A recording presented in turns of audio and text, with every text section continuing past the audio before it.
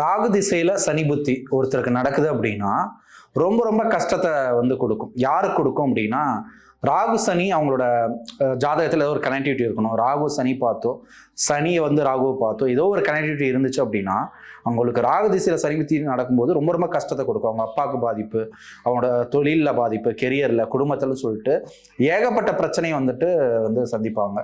அவங்களுக்கு பரிகாரமாக நம்மளுக்கு திருநாகேஸ்வரம் போகிறது, ஸ்தலங்களுக்கு போகிறதெல்லாம் சொல்லியிருப்பாங்க.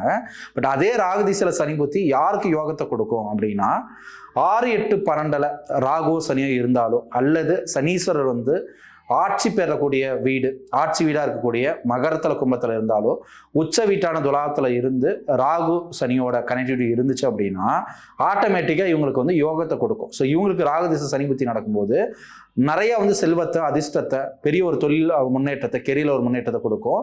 ஸோ ராகு சனி கொடுக்கறத வந்துட்டு யாராலுமே தடுக்க முடியாது. அவங்களுக்கு ராகு திசையில சனி புத்திங்கிறது ஒரு யோகமாக தான் வந்து செயல்படும்.